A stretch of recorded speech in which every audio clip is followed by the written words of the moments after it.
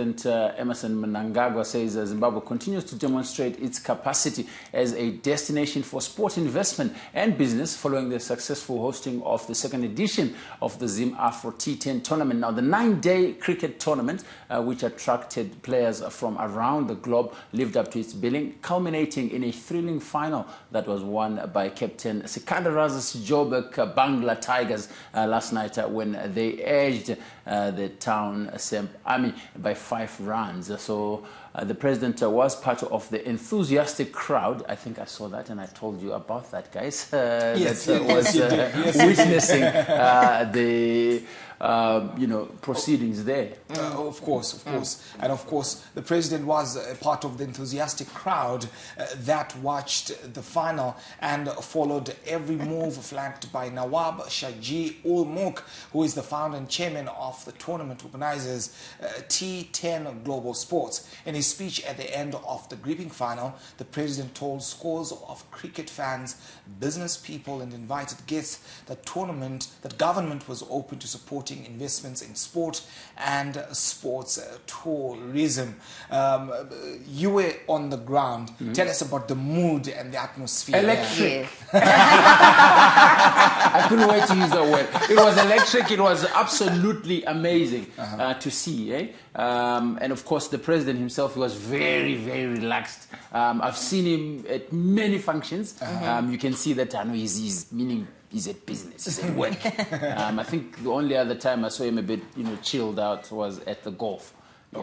And yesterday, again, speaking to the fact that this country is slowly shaping into a destination that is the first choice for investors, a first choice also for tourists as well.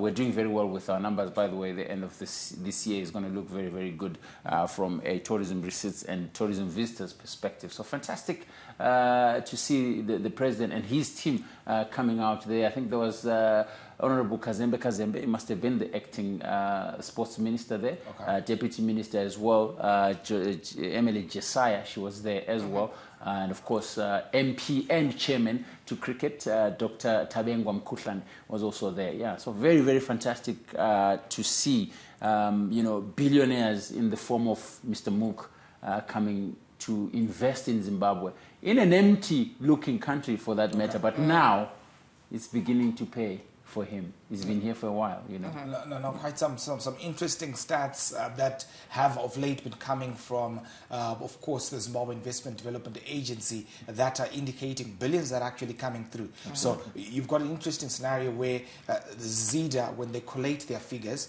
they would put together the value of the equipment plus the money that comes into the country, which is very well different from how the Reserve Bank of Zimbabwe as well as the United Nations Congress and Trade and Development would tabulate, because those specifically look at the amount of money that comes in. But ZIDA tabulates both the money that comes in as well as the value of the equipment, which now runs into the billions at this particular point. I think it's the right way to actually